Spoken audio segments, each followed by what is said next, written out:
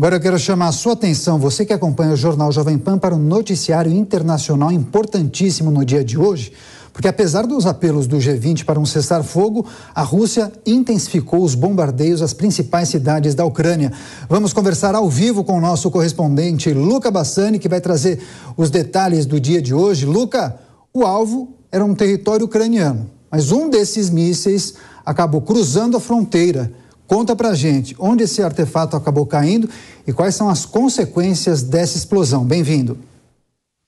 Boa noite, Daniel. Ontem nós comentávamos sobre o possível início do fim da guerra, mas é algo que hoje se provou completamente impossível, dados os intensos bombardeios por todo o território ucraniano. Alguns falam em até 100 bombardeios com muitos mísseis, foguetes em todo o território. Não teve nenhum dos 4 cantos que compõem a Ucrânia, que são principais, que ficaram livres desses ataques. Tivemos ataques na região de Lviv, ataques na região de Odessa, no Mar Negro, ataques na região de Kharkiv e também ataques na região de Kiev. É importante a gente lembrar que a Polônia é um dos países que mais tem ajudado a Ucrânia nesse momento de guerra, recebeu mais de 1 milhão de imigrantes, mais de 1 milhão de refugiados, e exatamente nessa região fronteiriça, na parte oriental da Polônia, que nós tivemos um míssil atingindo o território polonês e matando 2 pessoas. A investigação ainda está em curso, mas a grande preocupação é que a Polônia ingressou na OTAN em 1999 e um ataque a um dos membros da OTAN significa que os outros países podem vir em seu auxílio, defender o seu território caso haja exatamente um ataque de forças externas. Inclusive o presidente Joe Biden ligou ao presidente polonês Andrzej Duda para mostrar todo o seu apoio, dizer que os Estados Unidos estão de prontidão para atuar conjuntamente com a OTAN e também para auxiliar as autoridades polonesas na descoberta, na investigação, melhor dizendo,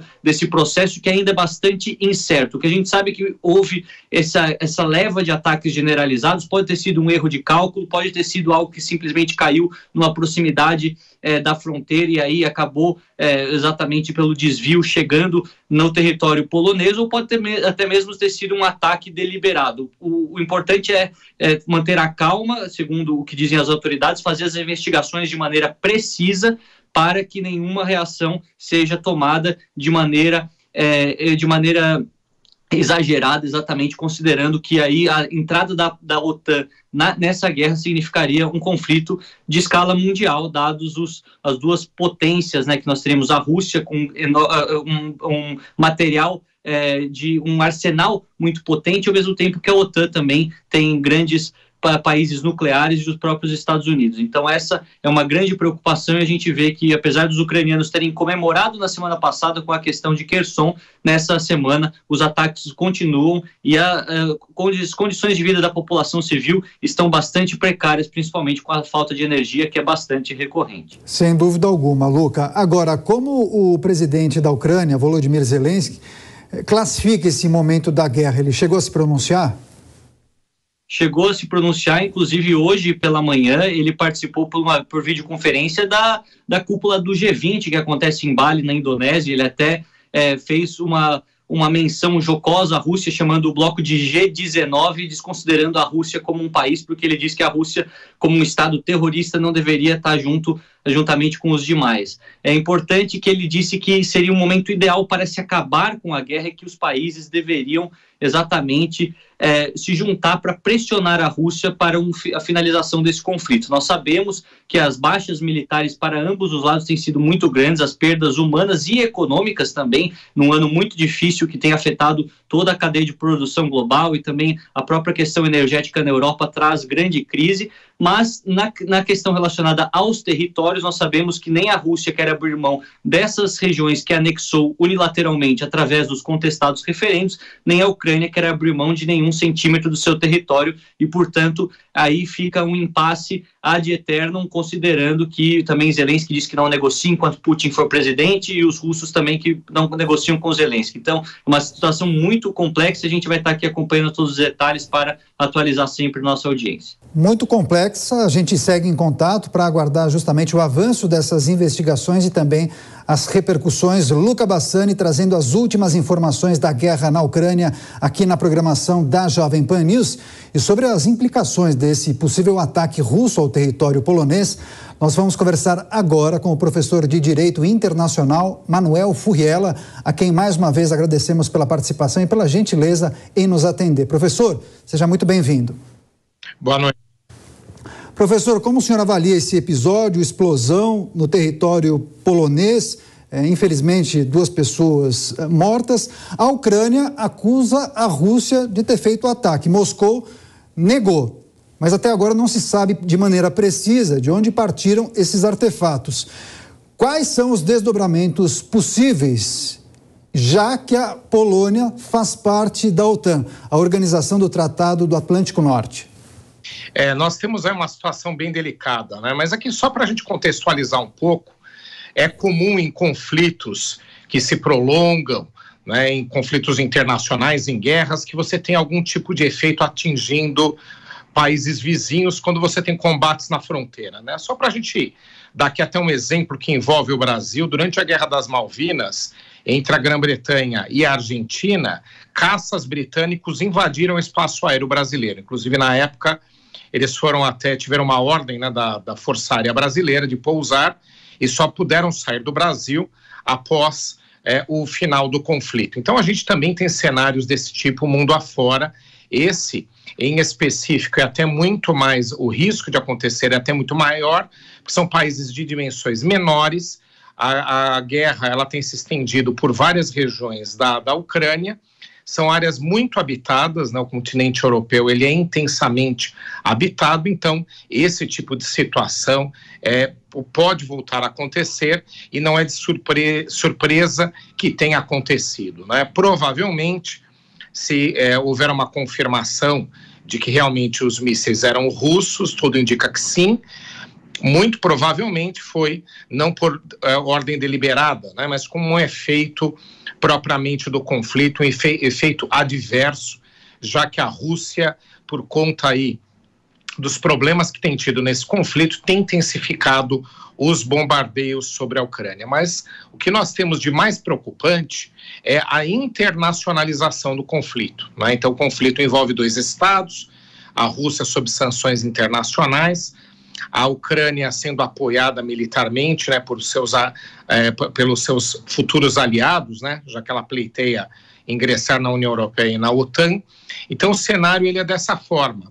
Mas quando você tem países outros sendo diretamente atingidos ou, né, interferindo de uma maneira determinante no conflito, você tem o risco da internacionalização dele, e isso é extremamente indesejado, já que nós temos, inclusive, envolvida uma potência nuclear, né, que em qualquer desespero de perder o conflito ou qualquer tipo de descontrole, pode usar algum tipo de armamento, e aí nós teríamos realmente um cenário devastador.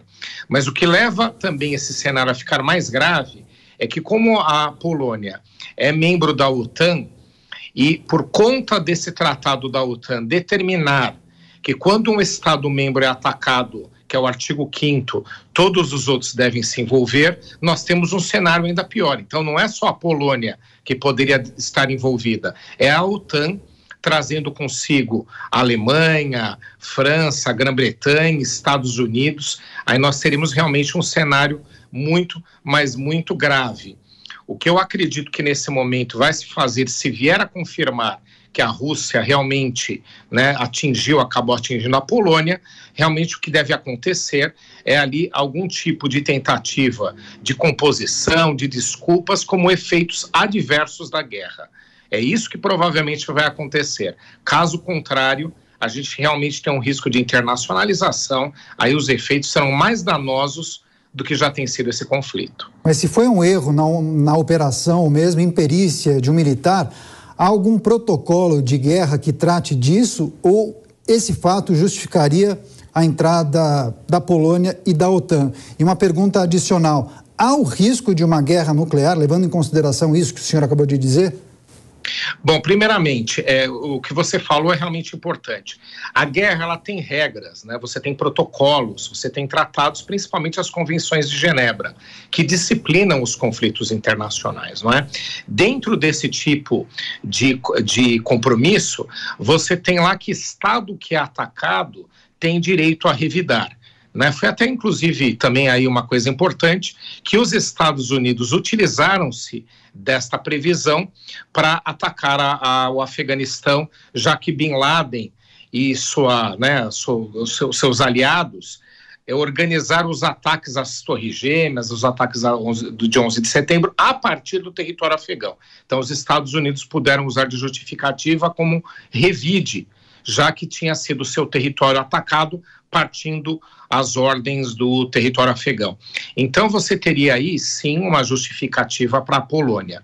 Mas o que você também tem, e isso é uma previsão, é que quando os efeitos eles são adversos, ou seja, não é determinante, não foi deliberado, não foi intencional, há sim a possibilidade da apresentação de uma justificativa, de uma escusa do país causador do dano, aí no caso provável, né, a gente não sabe, provável de um ataque russo, né, que acabou atingindo o território polonês sem que fosse objetivo, você permite-se sim uma nota de desculpa, uma justificativa, uma apresentação.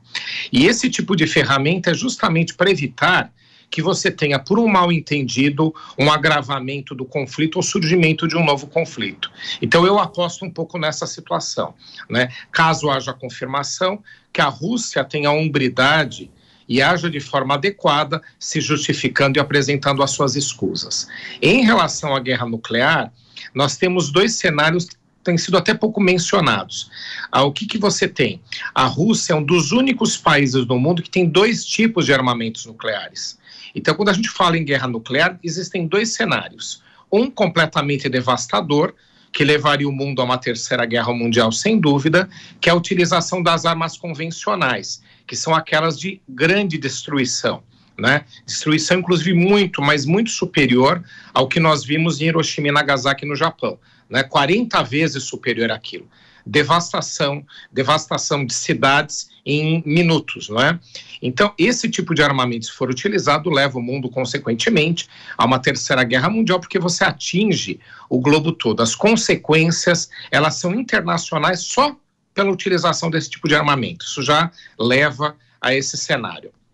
E o outro é a utilização das armas táticas, né, que são armas nucleares de pouca poder de destruição em massa. Elas são mais pontuais, altamente destrutivas, mas em pontos específicos. Essa eu não acredito que esteja descartada. Apesar de ser improvável a utilização desse tipo de armamento, descartado não está.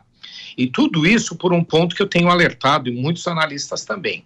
A questão é que Putin, sendo enquadrado com o risco de ser derrotado na guerra, com a Rússia passando por todo tipo de desgaste, não se torna impossível que ele venha a utilizar esse tipo de armamento em ato de desespero. É isso, as explosões na Polônia e os possíveis reflexos na guerra da Ucrânia, em destaque nessa entrevista com Manuel Furriela, professor de Direito Internacional. Seguimos agora com a pergunta de Rodrigo Constantino, nosso comentarista. Consta, com você. Boa noite, professor. Eu queria uma avaliação do senhor a respeito da postura do presidente Joe Biden nesse desenrolar dos acontecimentos e o que o senhor espera daqui para frente. Constantino, você está levantando um ponto importante, né? O posicionamento dos Estados Unidos tem que ser mais assertivo nesse tipo de situação, não é? Você tem aí um cenário onde o presidente Zelensky da Ucrânia, ele tem buscado apoio internacional. Ele vai usar esse fato para pedir apoio, né? Porque, obviamente, ele quer trazer a OTAN num envolvimento muito mais forte nesse conflito onde ele está enquadrado, né? Ele tem conseguido algumas vitórias militares, mas ele está enquadrado, ele é a parte mais fraca nesse cenário. E os Estados Unidos têm que ter um posicionamento determinante, né? Seja lá qual for o motivo que levou a esse bombardeio que atingiu a Polônia, seja intencional ou não, a gente sempre acredita que não é, porque até porque não há interesse geopolítico em atingir um país da OTAN, Seja lá o que for, se for confirmado efetivamente que partiu da Rússia, que os mísseis eram russos, os Estados Unidos têm que ter, né, uma posição muito mais assertiva, né? Então você tem várias linhas sendo ultrapassadas nesse conflito. Então eu acredito que os Estados Unidos têm que ter uma posição mais firme do que tem tido até agora neste momento. Agora, professor, rapidamente, o nosso tempo praticamente se esgotou, mas eu preciso fazer uma pergunta para o senhor, porque Zelensky acusou a Rússia de ter feito o ataque que acabou atingindo o território polonês. Agora, seria muito interessante para Zelensky que a Polônia e a OTAN entrem no conflito. Não há possibilidade de essa operação ser justamente uma operação de bandeira falsa? Existe sim, não vai ser a primeira vez na história, né? Inclusive, você tem às vezes até os países que querem se envolver e não tem força própria política para fazer, não digo militar, para fazer isso, arrumam uma justificativa, né? Você tem até um apelido aí que é o Pearl Harbor dos conflitos, né? Os Estados Unidos queriam entrar na Segunda Guerra Mundial, até porque tinham interesse, depois a gente viu, eles dominaram metade do mundo entrando na Segunda Guerra Mundial e aproveitaram-se do ataque de Pearl Harbor para poder ter essa justificativa. Então você tem razão, isso existe. Mas uma apuração mais específica, eu acredito que vai ser feita, até porque a OTAN não tem interesse em entrar nesse conflito, não é? Eu acredito que esse tipo de armação se desfaz com uma boa perícia e uma boa averiguação. Agora, se houvesse interesse da OTAN em se envolver, ela também utilizaria como justificativa. Mas eu acho que não é o caso. Então, se for algo falso, premeditado, produzido para tentar criar uma situação, eu acredito que uma boa averiguação internacional chega à conclusão que deve ser necessária, afastando essa internacionalização do conflito. A gente tem que torcer contra isso. Com certeza. A gente segue em contato e repercutindo todos os assuntos em relação a esse episódio e também a guerra na Ucrânia. Muito obrigado, Manuel Furriela, professor de Direito Internacional, mais uma vez colaborando aqui com a gente na Jovem Pan News. Boa noite ao senhor.